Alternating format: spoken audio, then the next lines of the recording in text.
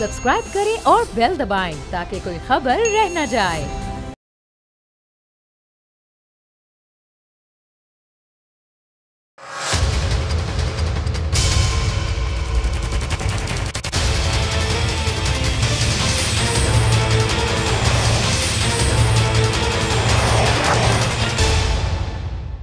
अस्सलाम वालेकुम, आप देख रहे हैं प्रोग्राम बस बहुत हो गया। मैं हूं Arbab Jahangir. Electronic voting machine से मुतालिक कौमी असम्बली से बिल पास होने के बाद हुकूमत बज़िद है कि कोई माने या ना माने, कुछ भी हो, आने वाले इंतखाबात इलेक्ट्रॉनिक वोटिंग मशीन के जरिए ही होंगे।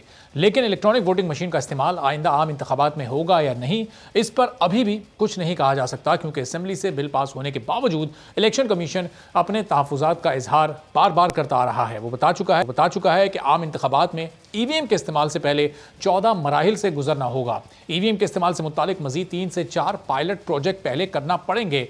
अंदाज़ा लगाना होगा कि एक पोलिंग स्टेशन पर कितनी इलेक्ट्रॉनिक वोटिंग मशीनें दरकार होंगी और किसी भी टेक्निकल एरर की सूरत में वोटिंग का मुतबादिल निज़ाम फिर क्या होगा, और वोटिंग के बाद इतनी बड़ी तादाद में मशीनों को कैसे संभाल कर रखा जाएगा।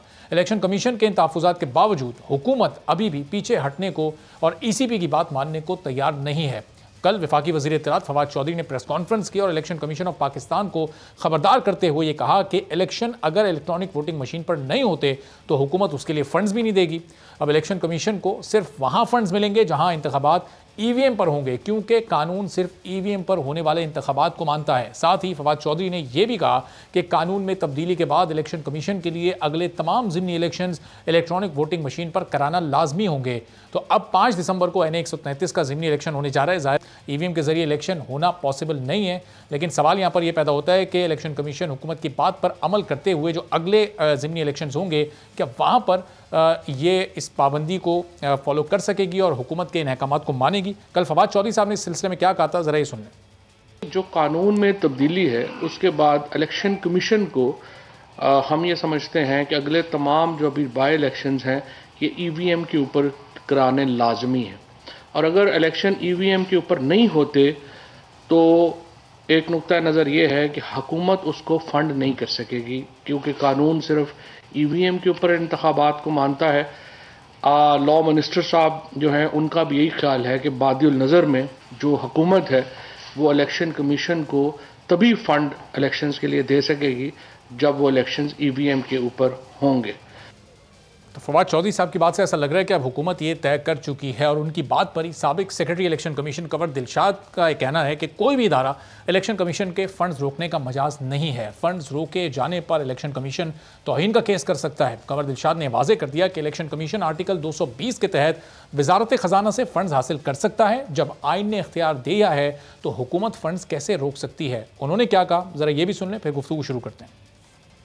EVM से ये शुरू होने वाला मसला ये महाज आ रहा है, जो हुकूमत और इलेक्शन कमीशन के दरमियान है, ये थमने में नहीं आ रही, और हर चंद रोज़ के बाद एक ऐसा मुतनाज़ बयान सामने आ जाता है कि ये दोनों इदारे आमने सामने आकर खड़े हो जाते हैं। पीपल्स पार्टी की सीनियर रहनुमा कमर ज़मान कायरा साहब हमारे साथ मौजूद हैं। 11 तारीख को गुज़िश्ता माह की ये इजलास हुआ था मुश्तरका, जिसमें ये तमाम बिल्स पास करवाए गए थे, और अपोजिशन ने ऐलान किया था कि इसको अदालत में चैलेंज किया जाएगा और इस कानून को लागू नहीं होने दिया जाएगा। तो कायरा साहब, 20 रोज़ गुजर चुके हैं, अभी तक अपोजिशन इसके खिलाफ अदालत नहीं गई है।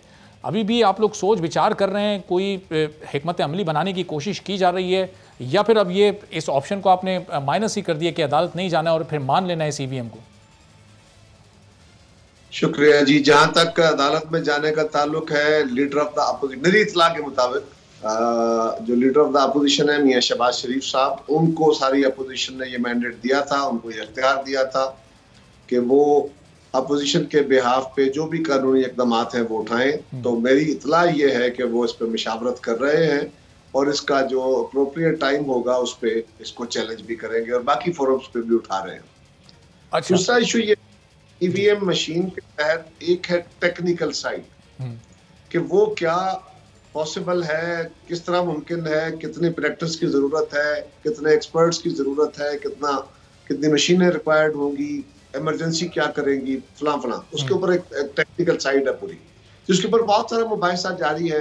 अपोजिशन भी कह रही है, इलेक्शन कमीशन भी कह रहा है, बाकी भी जो इंडिपेंडेंट थिंक टैंक्स हैं जो इलेक्शन को मॉनिटर करते हैं वो भी दुनिया के प्रैक्टिसेस बता रहे हैं कि बहुत सारे मुल्कों में, दुनिया के 160 के करीब मुल्क हैं जहाँ पे इलेक्टोरल प्रोसेस होता है, और वहाँ पे उनमें से तकरीबन 7 या 8 मुल्क हैं जहाँ पे ये ईवीएम इस्तेमाल होती है। बहुत सारे मुल्कों ने इसको इस्तेमाल करके छोड़ा। ये एक अलग बहस है पूरी, इसमें ट्रांसपेरेंसी नहीं रहती, इसमें सीक्रेसी नहीं रहती, फला फला। एक इसका दूसरा एस्पेक्ट है और वो है कॉन्स्टिट्यूशनल लीगल। सही बात यह है कि गवर्नमेंट का इख्तियार नहीं है कि वो इलेक्शन कैसे करवाएगी। आईने पाकिस्तान इलेक्शन कमीशन को ये इख्तियार देता है, हुकूमत को नहीं देता। अच्छा। हुकूमत का भी डिफाइंड रोल है ना, हुकूमत क्या क्या करेगी। इलेक्शन कमीशन को जो कॉन्स्टिट्यूशनल बॉडी है, कॉन्स्टिट्यूशनली ऑटोनोमस है। ऑटोनोमस दो तरह के होते हैं, तो बॉडीज होती है। एक कॉन्स्टिट्यूशन ऑटोनॉमी देता है और एक लॉ ऑटोनॉमी देता है। जो ऑटोनोमस बाय लॉ होते हैं उनके इख्तियार मुख्तलिफ होते हैं, जो ऑटोनोमस बाय कॉन्स्टिट्यूशन होते हैं उनके इख्तियार मुख्तलिफ होते हैं। इलेक्शन कमीशन को कॉन्स्टिट्यूशन ऑटोनॉमी देता है, उसको डिक्टेट और उसको जो उसकी रिस्पॉन्सिबिलिटीज है वो भी आईनी तफवीज कर रहा है। वो किसी लॉ के तहत नहीं है कि आप लॉ अमेंड कर लें और उसको कहें कि चलिए अब आपने ये काम करना है। और हुकूमत के जो इख्तियारात हैं उसमें इलेक्शन कराना हुकूमत का इख्तियार नहीं है। अच्छा।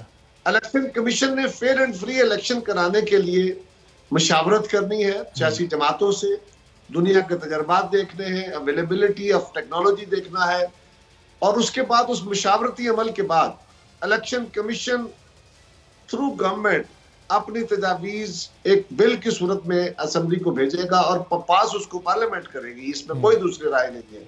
लेकिन हुकूमत अपने तई कोई कानून साजी कर ले कि इलेक्शन कमीशन आइंदा से इस तरह इलेक्शन कराएगा। कल ये कहते हैं कि आपने हाथ खड़े करके इलेक्शन कराना है, आपने नंबर हेड गिन के कराना है। कल कहते हैं कि जिनका रंग गोरा है उनके वोट होंगे, जिनका कद 6 फुट है उनके वोट होंगे। तो ये तो नहीं माना जा सकता ना जी।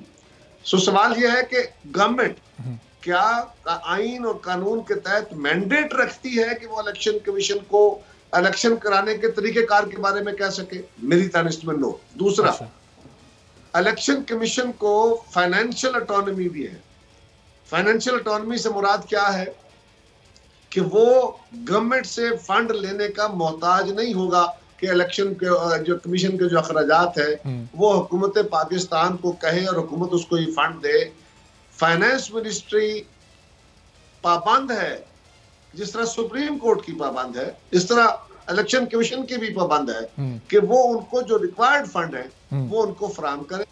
ये उनकी फाइनेंशियल ऑटोनॉमी के ऊपर एक बहुत बड़ा सवाल उठाने की कोशिश की गई है और हुकूमत कोई बेवकूफी नहीं कर सही। और कैर साहब, ये आपका दूसरा वाला पॉइंट तो कल कंवर दिलशाद साहब ने भी इसको क्लैरिफाई कर दिया था कि वो आइन का आर्टिकल है 220, वो इलेक्शन कमीशन को मुकम्मल फाइनेंशियल तहफ़्फ़ुज़ देता है। लेकिन ये जो पहला वाला आपका नुक्ता है कि हुकूमत का मैंडेट नहीं है कि वो इलेक्शन का तरीक़ाकार तय करे, जब आपके और तमाम सीनियर सियासतदानों के इल्म में था जो अपोजिशन में मौजूद हैं, तो फिर आपने इस बिल को पास होने से पहले अदालत में क्यों नहीं लेके गए, या पास होने के बाद इतना वक्त क्यों ले रहे हैं मुशावरत के लिए? अभी तक इसको इस बुनियाद पर चैलेंज क्यों नहीं किया जा सका है? पास होने से पहले तो अब चैलेंज नहीं कर सकते क्योंकि लोगों स्टैंड आई नहीं है। हम कोशिश करते रहे और आपको पता है कि हुकूमत के इत्तेहादियों को हमने इस बात पे कन्विंस किया कि ये बहुत बड़ा डाका पड़ने लगा है, बहुत बड़ी ज्यादती होने लगी है और पाकिस्तान की सालमियत पे हर्फ आ जाएगा। एक इलेक्शन ऐसा आया तो पाकिस्तान का दिन ब दिन पाकिस्तान कमजोर होता जा रहा है। और इलेक्शन मुतनाज़ा नहीं बल्कि आज से मुतनाज़ा है और हुकूमत अपनी हटदर्मी के तहत अगर कराएगी तो बहुत शदीद नुकसान होगा। तो हुकूमत के इत्तेहादी जो थे वो उसको वोट देने से मोतरज़ हो गए। और लेकिन फिर एक रात कबल, यानी सुबह वोट होने थे तो रात को पता नहीं क्या हुआ और क्या मसला बना कि उनको अचानक अपनी राय बदलनी पड़ी, वरना सारी कौम के सामने। तो वो सारे ऑप्शन जो थे जो इलेक्टोरल प्रोसेस से पहले थे या इलेक्टोरल प्रोसेस के ऊपर थे वो इस्तेमाल किया अपोजिशन ने। अब क्योंकि लोकल स्टैंड आय बन गया, बिल बन गया, बिल भी मुतनाज़ा है। इस बिल को पास करने के लिए जो जॉइंट सिटिंग के रूल्स हैं उनके तहत कौमी असम्बली और सेनेट की कुल तादाद जो कि 442 बनती है, उसकी अक्सरियत टोटल नंबर की, वो बाकायदा रूल 10 जो है वो पढ़ता ही ऐसे है। वो रूल 10 बोलता है कि जो भी कानून जॉइंट सिटिंग में पास होगा, दोनों ऐवानों की कुल अक्सरियत, कुल तादाद की अक्सरियत की बुनियाद पे वो सदर पाकिस्तान के पास असेंट के लिए जाएगा और 221 उसकी 50% बनते हैं। एक वोट और होगा तो अक्सरियत बनेगी, और ये 221 वोट्स पर बने हैं, ये 222 नहीं। लेकिन कायर साहब इस नुक्ते पर कुछ कानूनी माहिरीन का तजाद है। उस दिन के फौरन बाद अगले दिन एतजाज अहसन साहब मेरे साथ मौजूद थे, मेरे पास वो क्लिप रेडी नहीं है वरना मैं आपको सुनवा भी देता।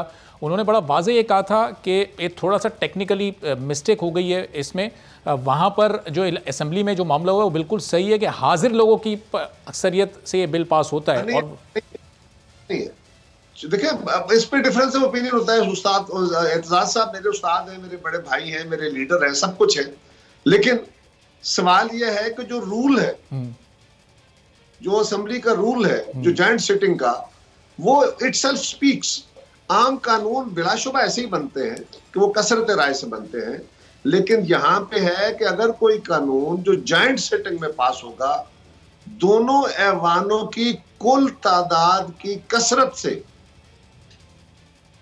if a bill is passed by the majority of the total number of both the houses, तो टोटल नंबर तो उनका 342 और 100 है ना, वो 442 है। उसका एक और भी इंटरप्रिटेशन देख लीजिए।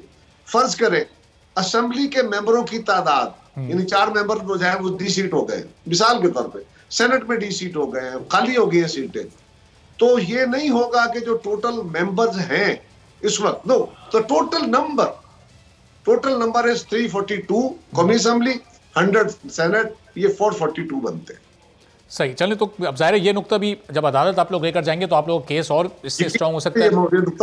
ये कानून बहुत इसी बात याद रखिए, इतना मुतनाज़ा कानून जो पैदा होने से पहले मुतनाज़ा था, और आज हुकूमत का जो रवैया है, आज अगर सारी जमातें कह रही हैं कि ये इलेक्शन अगर इसके तहत कराने की कोशिश की गई तो वो मुतनाज़े होंगे, उससे इलेक्शन ने, इस कानून ने अपनी सुबह नहीं देखनी।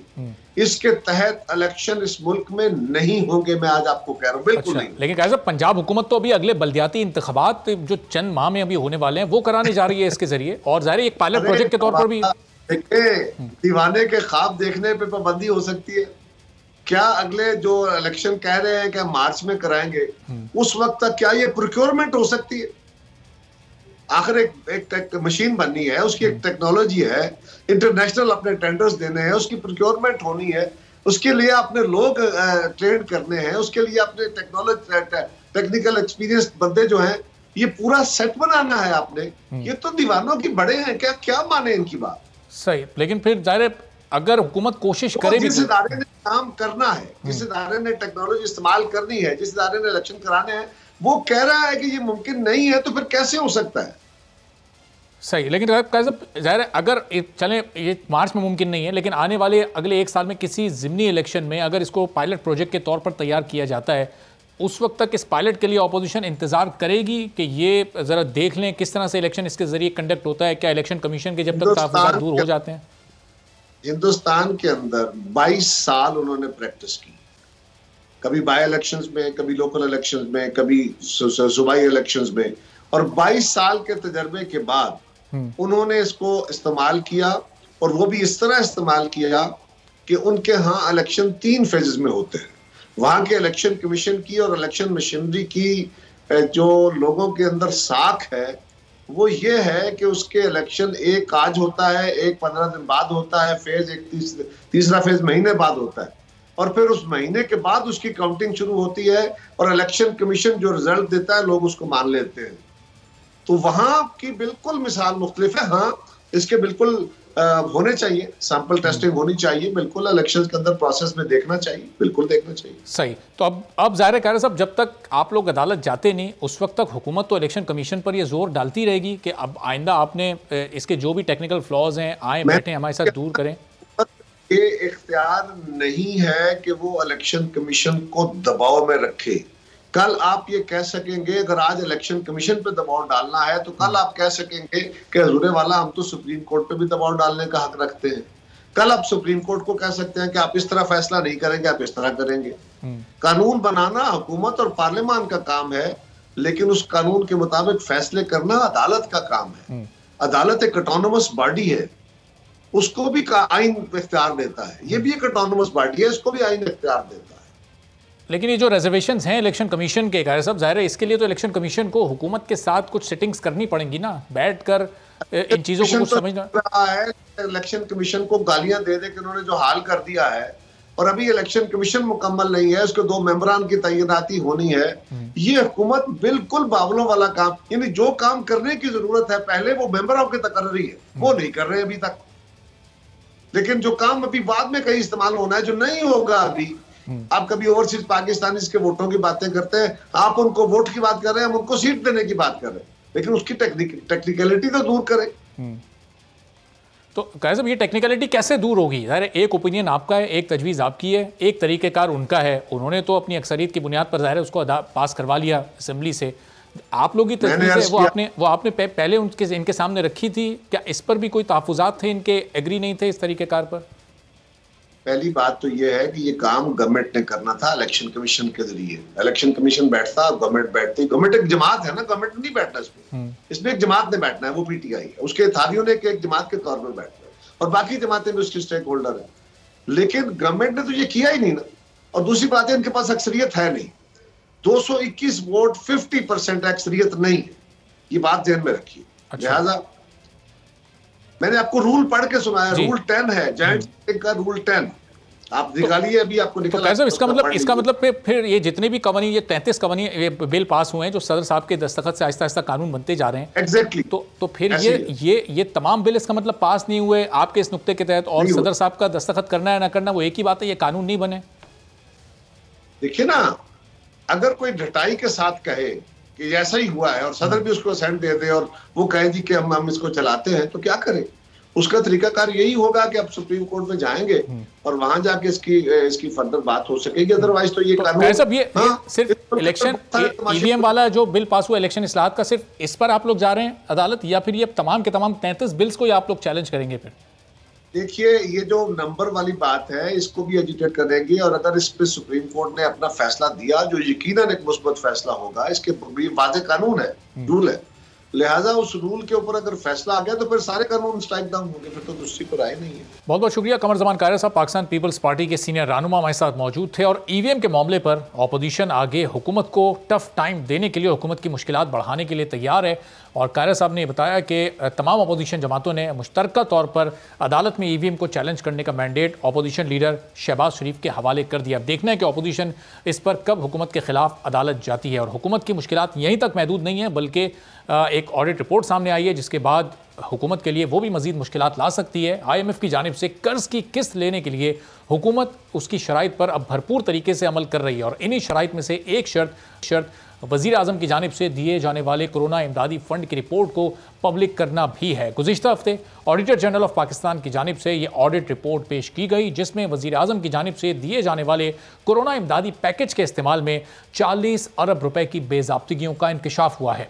ऑडिटर जनरल को 354.3 बिलियन रुपए के अखराजात की जांच पड़ताल करना थी, लेकिन उसे छानबीन से मुताल्लिक कोई रिकॉर्ड ना मिला।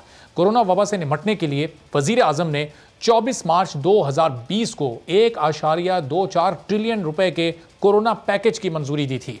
इस रिलीफ पैकेज के बुनियादी मकासद में कोरोना पर काबू पाना, शहरियों को तिब्बी इमदाद फराहम करना और ग़िज़ाई इमदाद की फराहमी, इसके अलावा उनकी कारोबारी और मुआशी मदद भी शामिल थी, जिसके लिए ऐलान करदा पैकेज से 30 जून 2020 तक 354.2 बिलियन रुपए जारी किए गए। वजारत ख़जाना की जानिब से इस रिपोर्ट का इजरा IMF की उन 5 पेशगी शराइत में से एक है जो जनवरी तक $1 बिलियन कर्ज की किस्त हासिल करने के लिए पाकिस्तान पर लागू की गई हैं और पाकिस्तान को ये पूरी करनी है। इस रिपोर्ट में बताया गया है कि वजारत दिफा के 3.2 अरब रुपए के मुश्तबा और बेकायदा अखराजात थे, जबकि दीगर सरकारी महकमों के 1.5 अरब रुपए के मशकूक अखराजात थे।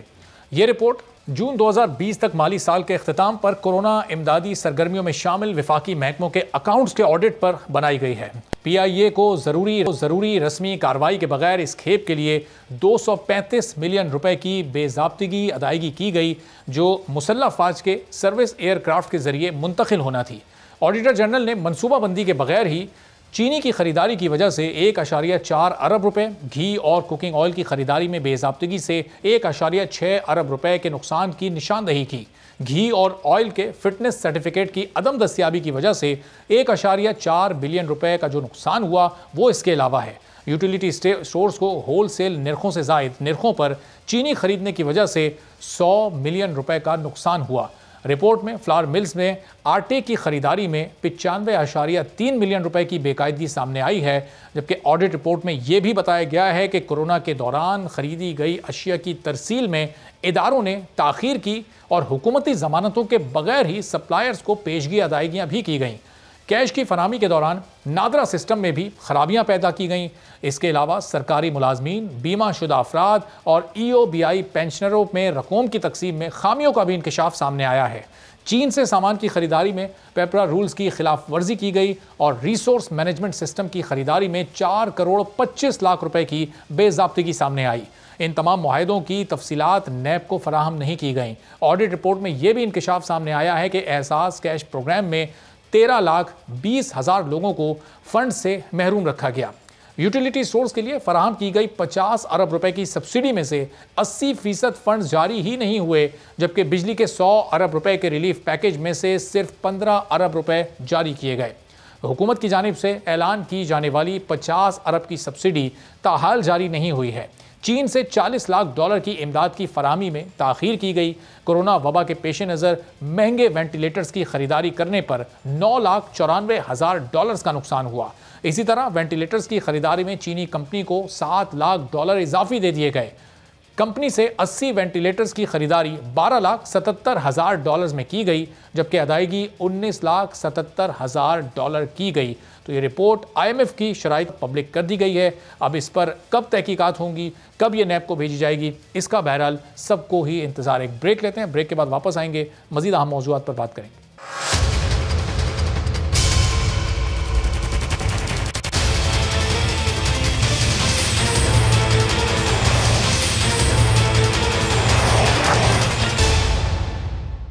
प्रोग्राम में एक बार फिर आपको खुशामदीद कहते हैं। मुल्क में महंगाई हर रोज़ बढ़ती जा रही है, लेकिन हुकूमती तर्जुमान आते हैं, प्रेस कॉन्फ्रेंस करते हैं और आदाद व शुमार में उलझा कर लोगों को तसल्ली देने की कोशिश करते हैं। चूँकि पूरी दुनिया में इस वक्त महंगाई है, महंगाई एक आलमी मसला है। 50 साल की बुलंद तरीन सतह पर दुनिया में महंगाई पहुँच चुकी है, इसलिए पाकिस्तान में भी एक आम आदमी पर इतना ज़्यादा बोझ पड़ा हुआ है। जब भी हम देखते हैं खाम ऑयल की कीमतें आलमी मार्केट में बढ़ती हैं, पाकिस्तान में रातों रात पेट्रोल की कीमत महंगी कर दी जाती है, उसमें इजाफा कर दिया जाता है। लेकिन गुज़िश्ता एक हफ़्ते में $13 आलमी मार्केट में खाम तेल की कीमत में कमी आई, लेकिन इसका फ़ायदा पाकिस्तानी आवाम को नहीं हुआ। बल्कि आज जब प्रेस कॉन्फ्रेंस की वज़ारत ख़जाना के तर्जुमान मुज़म्मिल असलम ने और वज़ीर मुमलिकत बराए इत्तलात फ़ारूक हबीब ने, तो मुज़म्मिल असलम साहब ने इस प्रेस कॉन्फ्रेंस में करते उन्होंने इस बात का क्रेडिट लिया कि देखें कल हमने पेट्रोल प्राइसेस नहीं बढ़ाए। क्या कहा उन्होंने इस मुतालिक, ज़रा सुनिएगा। जुम्मे से जो है तेल की कीमतें भी नीचे आना शुरू हो गई हैं। ये $85 से जो है $72 पे आ चुकी हैं। लोगों के जहन में है कि जी एक बहुत बड़ा महंगाई का तूफान आने वाला है। अभी कल की बात यह है कि जब जिस दिन IMF प्रोग्राम आया था, सबने कहा था कि हुकूमत ने 4 रुपए पर लीटर पेट्रोलियम लेवी का वादा कर दिया, तो हर महीने पेट्रोल की कीमत बढ़ेगी। कल आपके सामने है कि पेट्रोल की कीमत नहीं बढ़ी और आगे भी हम उम्मीद करेंगे कि ये पेट्रोल की कीमत आलमी मार्केट भी हमें सपोर्ट करेगी और हम जो है वो आवाम तक जिस तरह पूरे साल हमने जो है इसका इम्पैक्ट नहीं जाने दिया, नहीं जाने देंगे। तो हुकूमत ये क्रेडिट ले रही है कि कल पेट्रोल के प्राइसेस उन्होंने बढ़ाए नहीं, लेकिन गुज़िश्ता एक हफ्ते में जो कमी आलमी मार्केट में आई है उसका फ़ायदा आवाम तक क्यों नहीं जा रहा, इसकी वजह भी बताई थी मुशीर ख़जाना शौकत तरीन ने कुछ दिन पहले। उन्होंने क्या वजह बताई थी, ये भी आप देख लीजिए।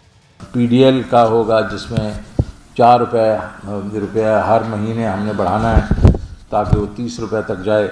पेट्रोलियम लेवी हमने 600 और पता नहीं 10 बिलियन हमने कह दी थी, वो तो हम कर नहीं सकेंगे। तो उन्होंने कहा कि कितनी करेंगे, तो हमने कहा यार ये इस वक्त हमारा पेट्रोल जो है वो बहुत ही लोगों को तकलीफ़ दे रहा है।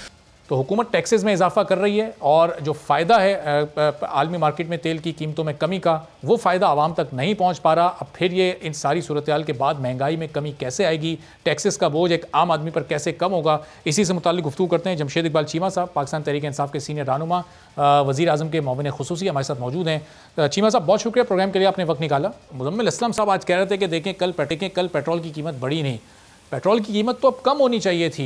ये तकरीबन $13-14 आलमी मार्केट में सब फार्म ऑयल सस्ता हो चुका, इसका जो फ़ायदा है वो आवाम तक कब पहुँचेगा?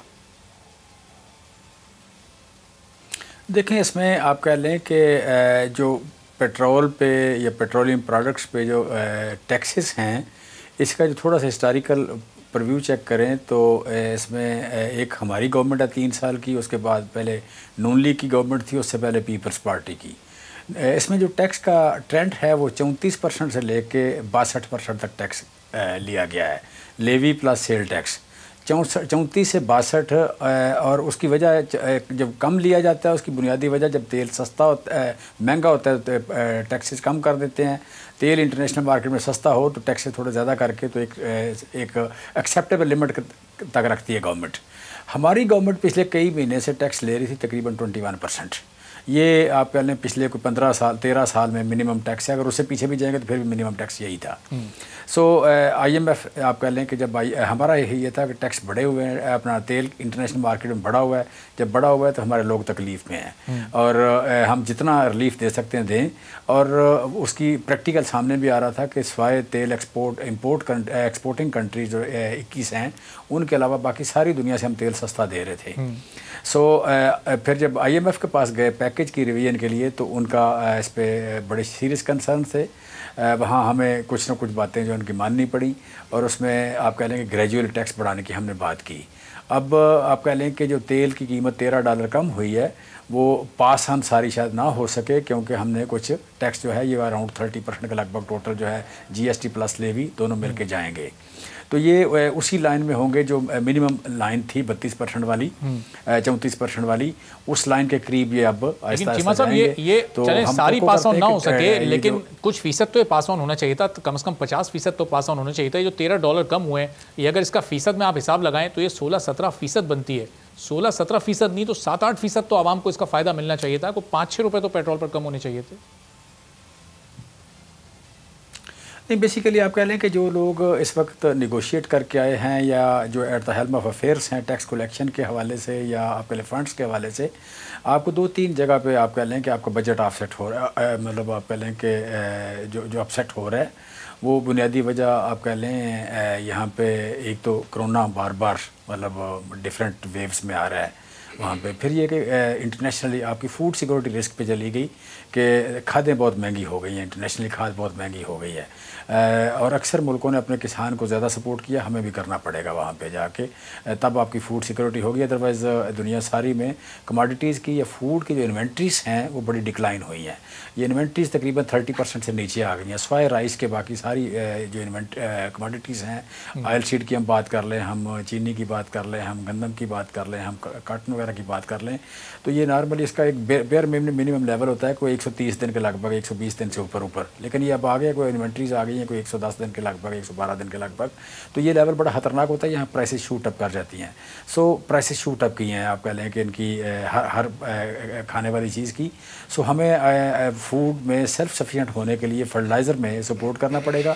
अक्सर मुल्कों ने अपनी फर्टिलाइज़र की जो सपोर्ट एक्सपोर्ट है वो बंद की है। चाइना जो है जून में बंद करने जा रहा है, रशिया ने उस पर टैक्सेस लगा दिए हैं, अमेरिका जो है वो अपनी लोकल फूड सिक्योरिटी को मैनेज करने के लिए उसमें प्रॉब्लम आ रहे हैं।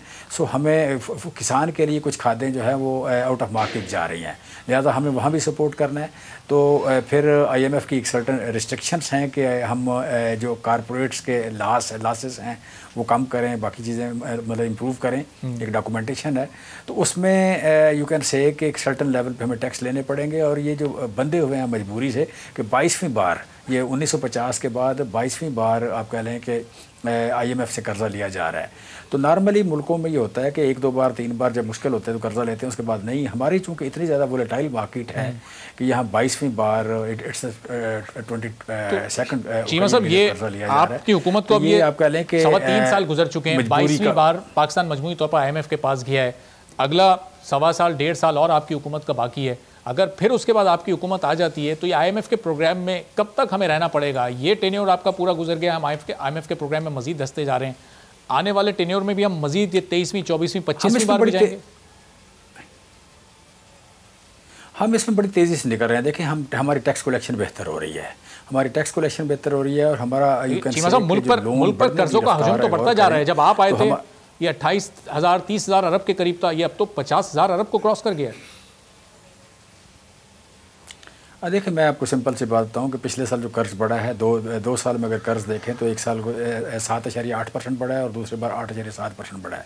ये दो कर्जे आप कह लें कि ये बड़े हैं। हमारे 2018 में अगर कर्ज देखें तो 17.79% बढ़ा। जब नून लीग की लास्ट ईयर था 17.79% जो एक्सटर्नल डेट बढ़ा, हमारा उससे कम बढ़ रहा है। और हमारा कोरोना में शायद पाकिस्तान वाहिद मुल्क है जिसका डेट टू GDP रेशियो जो है कम हुआ है। या चीमा साहब ये परसेंट सेट कर अगर आप वो वाले फिगर पर आ जाएं जो खान साहब अपने खिताबात में अपनी तकरीर में जब बताया करते थे कि पीपल्स पार्टी जब थी तो वो 16,000 अरब पे थी, वो नून लीग आई तो 28,000 अरब छोड़ के गई, अब जब पाकिस्तान तहरीक इंसाफ आई है तो 50,000 अरब पे पहुंच गया। अब ये आप फीसद के हेर फेर में फिर लोगों को समझ नहीं आता, उसी जबान में बात करें। इसमें खान साहब देखिए इसमें आपने एब्सोल्यूट टर्म में बात नहीं करनी है, आपने रिलेटिव टर्म में बात करनी है कि आपका टैक्स टू GDP रेशियो क्या है। तो टैक्स टू GDP रेशियो जो है आप कह लें कि डेट टू GDP रेशियो जो है वो कम हुआ है, ये इम्प्रूव हुआ है, ये एक बड़ी पॉजिटिव बात है। और अगर फर्दर जितनी प्रोजेक्शन जा रही है 2026 तक उसमें ये कम हो रहा है। सो ये एक मेजर इम्प्रूवमेंट है। और हम पीपल्स पार्टी के हम दौर की बात कर लें या नवाज शरीफ के दौर की बात कर लें, मैं आपको जो 11 साल जब डबल डिजिट कर्जा बढ़ा मैं बताऊँगा तो आपको दोनों अदवार, मतलब एक बार ज़ियाउल हक का दौर है, बाकी सारे अदवार जो मुस्लिम लीग नून के और पीपल्स पार्टी के हैं कि जिन 10 या 12 सालों में डबल डिजिट ग्रोथ हुई है कर्जे में। हमारे दौर में जो कर्जे में ग्रोथ हुई है वो डबल डिजिट कभी भी नहीं हुई, 7% और 8% ग्रोथ हुई है। वैसे आम और सादा जबान में पाकिस्तान के कर्जे पिछले इस 3.25 साल में बढ़े तो हैं ना, कई गुना बढ़े हैं, ये तो सामने है ना।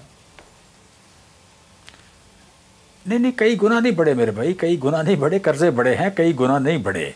और दूसरी बात ये कि ये कर्जा है, कर्जे का स्पिल ओवर इफेक्ट होता है। जब आपका सर्टन लेवल का कर्जा होता है तो कर्जे के एक सर्टन लेवल पे पहुंच जाता है तो उस कर्जे के बाद उसके आपने इंटरेस्ट पे देना होता है। वो इंटरेस्ट की जब अमाउंट इकट्ठी करते हैं तो बहुत ज़्यादा हो जाती है और अगली गवर्नमेंट हमेशा उस पर उस डेट ट्रैप जो है, डेट ट्रैप का शिकार होती है। हम भी हुए हैं, लेकिन हमने इम्प्रूवमेंट ये की है कि हमारे अब कर्जे कम बढ़ रहे हैं। और दूसरी बात ये कि डेट टू GDP रेशियो कम हुई है। ये अकेला ही मुल्क है इसमें जिसका during corona debt to GDP ratio कम हुई है। सारी दुनिया के कर्जे बढ़े हैं, हमारे नहीं बढ़े। बाकी दूसरी जो बात इसमें आप कह रहे हैं रुपीज़ में अगर बात करें तो जब आपका डॉलर डेप्रिशिएट होगा, रुपी डेप्रिशिएट होगा तो वो एक ऑटोमेटिक इम्पैक्ट आ जाता है।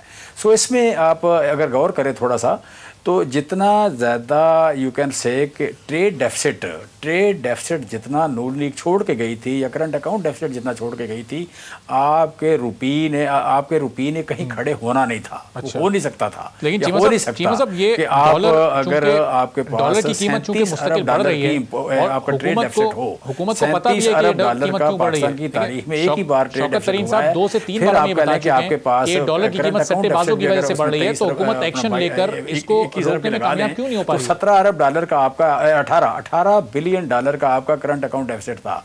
18 बिलियन डॉलर का मतलब कि आपके रिजर्व में से हर महीने 1.5 अरब डॉलर कम हो रहा है।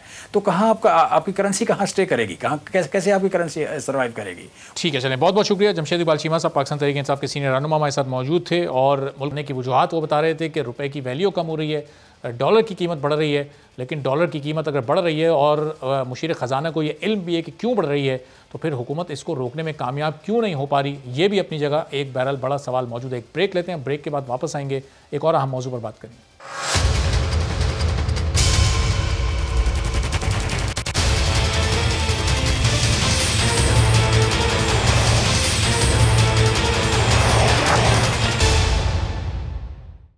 प्रोग्राम में एक बार फिर आपको खुशामदीद कहते हैं। और क्या खुदकुशी करना हर मसले का हल है? ये एक ऐसा बुनियादी सवाल है जिसका जवाब तलाश करना इंतहाई मुश्किल काम है और सवाल का सामना हम सबको अपनी ज़िंदगी में कई बार करना पड़ता है। हमें आए रोज़ खुदकुशी के वाक़यात सुनने और देखने को मिलते हैं। हर खुदकुशी करने वाला शख्स एक सवाल छोड़ जाता है कि आखिर इस खुदकुशी की बुनियादी वजह क्या थी। अपने होशो हवास में अपनी जान लेने का नाम खुदकुशी है। हमारे माशरे का सबसे अहम मसला बढ़ती हुई बेरोज़गारी है। रोज़गार का ना होना और फिर बढ़ती हुई इस महंगाई ने ये सब मिलकर एक आम आदमी को इतना मजबूर कर दिया है, उसके ज़हन दिल में एक ऐसी कशमकश पैदा कर दी है जिसे वो बर्दाश्त करने के बजाय अपनी जान लेने को ज़्यादा आसान इस वक्त समझ रहा है। जो कामयाब हो जाता है वो अपनी ज़िंदगी बचा रहा होता है और जो इस ज़िंदगी में नाकाम हो रहे हैं वो मौत को गले लगा रहे हैं। कराची में एक हफ्ते के दौरान इसी बेरोज़गारी से तंग आकर खुदकुशी के ऐसे ही 2 अफसोसनाक वाक़यात हो चुके हैं। कराची में बेरोजगारी से तंग एक नौजवान ने एक शॉपिंग मॉल के अंदर तीसरी मंजिल से छलांग लगाकर खुदकुशी कर ली, जबकि इससे चंद रोज पहले 6 बच्चों के एक बाप ने बेरोजगारी से तंग आकर अपने गले में फंदा लगाकर खुदकुशी कर ली थी। लोग जहनी तनाव का शिकार होकर इस लानत की आग में कूद जाते हैं। नाउमीदी, मायूसी के आलम में खुदकुशी कर लेना ज़ाहिर है किसी मसले का हल नहीं है। हर इंसान की रूह अल्लाह ताला की तरफ से उसके पास अमानत होती है, जिसमें ख़यानत करने का हक किसी को भी हासिल नहीं होता। इस वजह से खुदकुशी करना अल्लाह ताला की अमानत में ख़यानत करने के बराबर है। ये एक गुनाह कबीरा है। हज़रत अबू हुरैरा रज़ी अल्लाह ताला अन्हु से रिवायत है कि आप सल्लल्लाहु अलैहि वसल्लम ने फरमाया कि जिसने अपने आप को पहाड़ से गिराकर कत्ल किया वो जहन्नुम की आग में हमेशा के लिए गिरता रहेगा, और जिसने जहर पीकर अपने आप को कत्ल किया तो जहन्नुम की आग में जहर हाथ में पकड़कर उसे हमेशा पीता रहेगा, और जिसने किसी लोहे के हथियार के साथ अपने आप को कत्ल किया तो वो हथियार उसके हाथ में होगा और हमेशा वो उसे जहन्नुम की आग में अपने पेट में मारता रहेगा। तो ये अहकामात हमारे सामने मौजूद हैं, लेकिन इसके बावजूद लोग ज़हनी तनाव का शिकार होकर, बेरोज़गारी से तंग आकर, मुआशी मुश्किलात का शिकार होकर अपनी जानें ले रहे हैं। अब ऐसा क्यों हो रहा है? हमारा माशरा किस रुख पर जा रहा है? अल्लामा शहनशाह नकवी साहब हमारे साथ मौजूद हैं, किसी तारुफ के मोहताज नहीं है। अल्लामा साहब बहुत शुक्रिया प्रोग्राम के लिए, आपने वक्त निकाला। ये पिछले एक हफ़्ते में अल्लामा साहब 2 खुदकुशी के वाक़यात हमारे सामने आए हैं। 2 ज़ाहिर निस्बतन कम उम्र के लोगों ने, नौजवान लोगों ने, एक अधेड़ उम्र के का शख्स थे, और एक जो कल शॉपिंग मॉल में वाक़या पेश आया, इंतहाई अफसोसनाक है। ये हम किस तरफ जा रहे हैं? खुदकुशी के जो इस्लाम में अहकामात हैं, क्या उससे मुताल्लिक़ आम लोगों को इल्म नहीं है? अपनी जान खुद ले लेना कितना बड़ा गुनाह है अल्लामा साहब? बिस्मिल्लाहिर्रहमानिर्रहीम। पहले तो मैं आपका शुक्रिया अदा करूंगा कि आपने एक समाजी, मुआशरती और एक इंसानी मसले पर आज प्रोग्राम का उन्वान करार दिया। जज़ाकल्लाह। मैं यहाँ 2 बातें करूंगा। एक तो खुदकुशी माशरे की, समाज की और इंसानियत की खुदकुशी है, और एक फ़र्दी और शख्सी खुदकुशी है। ये जिन मिसालों की बुनियाद पर हम आज प्रोग्राम कर रहे हैं, ये शख्सी और इनफरादी खुदकुशी का मुज़ाहरा है।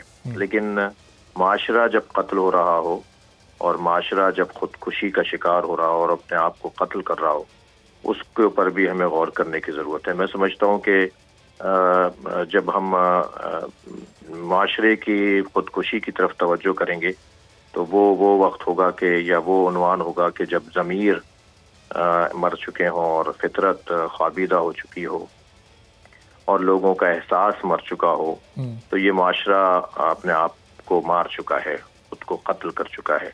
सही। और जब माशरों में, समाज में पड़ोसी को एहसास नहीं है, इंसान की बुनियाद पर इंसान को दूसरे का ख्याल नहीं है, गैर ज़रूरी तफरीक और गैर माकूल और गैर शरई और गैर अखलाक़ी तक़सीम का शिकार माशरा हो चुका हो, तो फिर वो माशरा खुदकुशी का शिकार है और माशरा गोया अपने आप को कत्ल कर रहा है। और ये बहुत ही धीरे धीरे, बहुत ही आहिस्ता आहिस्ता कत्ल है जो हो जाता है, और शायद छुरी फिर जाती है और तड़प भी नहीं पाता, और बहुत देर बाद मालूम होगा उसे कि वो मर चुका है। मुआशरे के बारे में बात कर रहा हूँ। सही। तो ज़मीर, एहसास और फितरत और जो अंदर का जो इंसान है, जब वो मर जाए तो फिर ये चलती फिरती मैयतें होती हैं। मौला अली अलैहिस्सलाम का नहजुल बलागा में फरमान है कि मैयतें 2 तरह की होती हैं, कुछ लेटे हुए जनाजे और मैयतें होती हैं, और कुछ चलती फिरती मैयतें होती हैं। तो चलती फिरती मैयतों के समाज में हम रहते हैं, और माशरा हमारा मुर्दनी और मुर्दगी की तरफ बहुत तेज़ी से बढ़ रहा है। एक तो ये पैगाम। दूसरी बात ये कि ये 2 मिसालें आपने बयान की हैं, और अगर थोड़ी तहकीक की तरफ जाएंगे, ये क्योंकि मीडिया के हवाले और ये क्योंकि रसानों के ज़रिए हमें मालूम हो गई, वरना शायद अगर आप तहकीक करें इस बात पर कि पाकिस्तान में रोज़ाना कितनी खुदकुशियाँ हो रही हैं, तो इससे कहीं ज़्यादा मिसालें सामने आ जाएंगी कि लोग अपने आप को कत्ल कर रहे हैं। मैं यहाँ 2 बातें करूँगा। पहली बात तो ये कि इस फ़र्द से और इसके खानवादे से हम बात करेंगे। खुदकुशी कोई भी नहीं कर सकता मगर ये कि वो उस कैफियत में दाखिल हो जाए, उस हालत में दाखिल हो जाए जिसे जुनून कहा जाता है, यानी उसकी अक्ल पर उसके जज्बात गालिब आ गए। जब अक्ल पर जज्बात गालिब आ जाएं, अब वो जज्बात किसी वजह से भी उभरे थे, बेरोजगारी थी, उसको इग्नोर किया जा रहा था, उससे किसी से ताल्लुक़ था और वो ताल्लुक़ उसका कामयाब नहीं हो पा रहा था, वो चाहता था किसी को और वो उसे हासिल नहीं हो पा रहा था, कोई भी वजह हो, जब जुनून जो है यानी जो जज्बात हैं वो अक्ल पर गालिब आ जाएं तो इसे जुनून कहा जाता है, मजनून हो जाता है वो, और वो फिर अपने आप को मार भी लेता है। सही। जो अपने आप को मार लेता है वो किसी और को भी मार सकता है। लिहाजा खुदकुश जो है वो खुद को मार कर जब दूसरों को मार रहा होता है तो वो भी उसी कैफियत का, यानी हमें तो अभी 2-3 मिसालें मिली हैं ना, कुछ मुद्दत पहले तो कुछ और मिसालें भी हमें ज्यादा मिलती थी। एक शख्स जाकर खुद को मार लेता था, खुदकुशी करता था और 1000 आदमियों को भी अपने साथ, 50 आदमियों को भी अपने साथ मार लेता था। तो ये मिसालें तो पाकिस्तान में बहुत अरसे से हैं। उस वक्त उन मिसालों में हम गौर कर रहे थे कि इनके पीछे फिरका है, इनके पीछे मजहब है, इनके पीछे मजहबी जज्बात हैं। इस जो वाक़यात हुए इनके पीछे हम तलाश कर रहे हैं कि गुर्बत है, इफलास है, नादारी है, पैसे का ना होना है और घरेलू हालात माली तौर पे तंगी और परेशानियों का सबब है। तो ये हमें तज्जिए करने पड़ेंगे। अब जहाँ तक बात इस शख्स की है कि इसने ऐसा क्यों किया, जो 2 मिसालें अभी हमारे सामने हैं, तो इन्होंने अगर गुर्बत और इफलास की वजह से ऐसे किया तो फिर जिम्मेदारी बनती है रियासत की, जिम्मेदारी बनती है हुकूमत की। हुक्मरान होना जितना मुश्किल है इतना लोग समझते हैं कि बहुत ही आसान काम है। हुक्मरान बनने के लिए तो बड़े बड़े औलिया ने हाथ खींचे कि हम इस काबिल नहीं है, हम ये नहीं कर पाएंगे। लोगों पर हुक्मरानी करना बहुत बड़ी जिम्मेदारी है, काम तो अल्लाह का है ना, तो या अल्लाह के खास बंदों का कि जो अदालत कर सकें, जो इंसाफ कर सकें, जो लोगों को उनके हुकूक पहुंचा सकें, जो लोगों को जीने का रास्ता दे सकें। तो हुक्मरानी बड़े चाव से हमारे यहाँ तो पैसे खर्च करके हाकिम बनना चाहते हैं, और मेरे हिसाब से तो वो अपने लिए ज्यादातर लोग ऐसे अपने लिए जहन्नुम खरीद रहे होते हैं, अपने लिए आजाब खरीद रहे होते हैं। तो जिस मुल्क के अंदर खाने के लिए लोगों को तंगी हो, जहाँ लोगों को रोटी और बुनियादी हुकूक, पानी, रोटी, आटा, यानी ये चीजें मैसर ना हो। आप कराची के हालात देखिए। मैं आज किसी सबब से एक रास्ते पे था तो मैंने कहा क्या कराची के यानी सिंध के हमारे हुक्मरान या यहाँ रहने वाले हुक्मरान जो विफाक से भी ताल्लुक रखते हैं वो लाहौर और इस्लामाबाद नहीं जाते क्या? और लाहौर और इस्लामाबाद में जब वो जाते हैं तो क्या उन्हें शर्म नहीं आती कि कराची का क्या हाल इन्होंने बनाया हुआ है? तो आप अगर देखें तो हुक्मरानी रियासतों की रियासत के जो हुक्मरान हैं और रियासत है उसकी ज़ाहिर जिम्मेदारी है और आंखें उनकी यकीनन खुल जानी चाहिए। बहुत बहुत शुक्रिया। अल्लामा शहनशाह नकवी साहब हमारे साथ मौजूद थे और उन्होंने कहा कि अगर बेरोज़गारी, बुनियादी हुकूक ना मिलने की वजह से कोई एक शख्स भी अपनी जान ले लेता है तो ज़ाहिर है बहरहाल ये एक हराम और नापसंदीदा अमल तो है, लेकिन इसकी ज़िम्मेदार रियासत भी होती है। मुफ्ती ज़ुबैर साहब मारूफ आलिम दीन हमारे साथ मौजूद हैं, किसी तारुफ के मोहताज नहीं। मुफ्ती साहब बहुत शुक्रिया प्रोग्राम के लिए, आपने वक्त निकाला। मुफ्ती साहब ये जो ख़ुदकुशी के ये इनफरादी ये वाक़यात पेश आ रहे हैं, ज़ाहिर है इसकी वजह बेरोज़गारी, महंगाई है।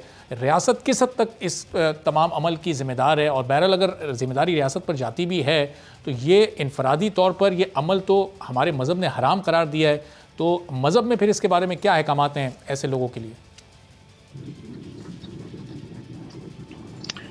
बिस्मिल्लाहिर्रहमानिर्रहीम। देखिए, सबसे पहली बात तो ये है कि इसमें किसी किस्म के कोई शुबे की गुंजाइश नहीं है कि खुदकशी हराम है, नाजायज़ है, सख्त तरीन कबीरा गुनाह है। और कुरान करीम में अल्लाह रब्बुल इज़्ज़त ने वाज़ेह तौर पर फरमाया, ए ईमान वालों, अपने आप को हलाकत की तरफ मुतवज्जे ना करो।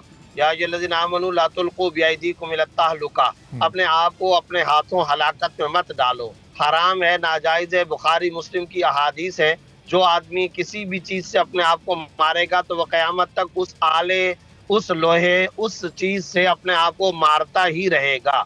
लेकिन मैं यहाँ एक बात कहना चाहता हूँ, हमारे माशरे और समाज और सोसाइटी में ये जो खुदकशी के बढ़ते हुए वाक़यात हैं और डरामाई हद तक, इंतहाई हैरान कुन हद तक इस तादाद में इजाफा होता चला जा रहा है, इसके बारे में हम अगर आज हलाल और हराम की बहस लेकर हमारे माशरे के बाद लोग जन्नत और जहन्नम के फतवे बांटने लग जाते, मेरा ख्याल है कि ये सही, मुअतदिल और मुस्बत तबसरा और तज्जिया नहीं होगा। सबसे पहला करने का काम ये है कि इसके असबाब पे गौर किया जाए। अगर बेरोजगारी है, गुर्बत है और यकीनन है इफलास है, लाखों लोग हैं वो पुलों के नीचे जिंदगी गुजार रहे हैं, चीनी नहीं मिलती, आटा नहीं मिलता, खुराक और ग़िज़ा नहीं मिलती। कितनी औरतें हैं अपने बच्चों समेत पंजाब की मुख्तलिफ नहरों के अंदर खुदकशियां करने, डूबने पर अपने आप को डबोने और बच्चों को मारने पर मजबूर हैं। कितने बेचारे वालिद हैं जो अपने बच्चों की जायज़ ख्वाहिशात ज़रूरियात की तकमील नहीं कर पाते। कराची में इस तरह के वाक़यात आए हैं, दिलदोज़ किस्म के वाक़यात हैं, अफसोसनाक सानहात हमारे सामने आए हैं। मैं गुजारिश ये करता हूँ कि इसमें हुकूमत को भी फौरी तौर पर, हंगामी तौर पर अपनी बहुत सारी चीज़ों को रिविजिट करने की ज़रूरत है। हुकूमत बार बार कह रही है कि हम घर देंगे। मैं ये समझता हूँ घरों का मामला, मकानात का मामला, लोग जैसे कैसे जिंदगियां गुजार रहे थे पिछली हुकूमतों में भी, इसमें भी, लेकिन हुकूमत को इस तरफ आना चाहिए कि ग़िज़ा, खुराक, खाना पीना, कपड़ा, आटा, राशन, चीनी, दूध, बुनियादी जिंदगी की जो जरूरत। मुफ्ती साहब, ये हुकूमत तो अपनी मजबूरियां हमें बताती है कि पूरी दुनिया में महंगाई आ रही है, इसलिए हमारे मुल्क में भी इसका असर है, और जाहिर है इन बातों से गरीब का पेट तो नहीं भरता। तरजीहात का तयन करना चाहिए ना, तरजीहात का तयन। हुकूमत से जाती मकानात किसी ने नहीं मांगे। आटे का मसला पूरे पाकिस्तान के अंदर खड़ा है। हमें देखना चाहिए कि हम पैसा कहाँ लगा रहे हैं। जरूरियात जिंदगी ये बुनियादी तरजीहात हुआ करती है पूरी दुनिया में। अल्लाह की तरफ से भी हुक्मरानों के जिम्मे जो लाजिम है वो क्या है, फौरी तौर पर उनकी ग़िज़ा और खुराक का तो पहली फुर्सत में इंतजाम हो, बिजली पानी का तो इंतजाम हो। इसके साथ साथ लेकिन मुफ्ती साहब, अगर हुकूमत अपनी जिम्मेदारी नहीं पूरी कर रही तो क्या फिर इसका मतलब यह है कि हर इनफरादी शख्स इनफरादी तौर पर मायूसी का शिकार हो जाए, नाउमीदी का शिकार हो जाए? मायूसी और नाउमीदी को तो कुफ्र करार दिया गया हमारे मज़हब में। जी, दीगर स्टेक होल्डर भी बराबर के जिम्मेदार हैं, बल्कि बाज़ हालात में उससे ज्यादा के जिम्मेदार। अमीर अमीर तर बन रहा है, गरीब गरीब तर बनता चला जा रहा है। जो हमारे मुखय्यर हज़रात हैं, जो हमारा सेठ तबका है, जो यहाँ पर मालदार और ताजिर बिरादरियों का तबका है, उनके यहाँ किस तरह की ज़ख़ीरा अंदोजियाँ हो रही हैं, वो किस तरह लोगों को बेरोजगार करने का जरिया बन रहे हैं। उन ताजिरों की भी कई सारी जिम्मेदारियाँ हैं, वो स्टेक होल्डर हैं। वालिदैन स्टेक होल्डर है, माशरा, समाज और सोसाइटी ये स्टेक होल्डर है। इसी तरीके से खानदान स्टेक होल्डर है। हर और ये जितने स्टेक होल्डर्स हैं इन सबको अपनी अपनी जिम्मेदारी अदा करने की ज़रूरत है, और समझना चाहिए कि ये माशरा क्यों आहिस्ता आहिस्ता इस तरह से अपनी जानें लेने जैसे शिद्दत पसंदी के अमल की तरफ बढ़ रहा है। बहुत बहुत शुक्रिया मुफ्ती ज़ुबैर साहब, मारूफ आलिम दीन हमारे साथ मौजूद थे, और उन्होंने बताया कि बैरासी कुफ्र है, नाउमीदी हमारे मज़हब में इसकी इजाज़त नहीं है, और अल्लाह पर यकीन और तकवा ही और सब्र सबसे बेहतरीन अमल है जो कि इंसान को आगे बढ़ने में मदद दे सकता है। आज के प्रोग्राम से इजाज़त दीजिए, अल्लाह हाफ़िज़।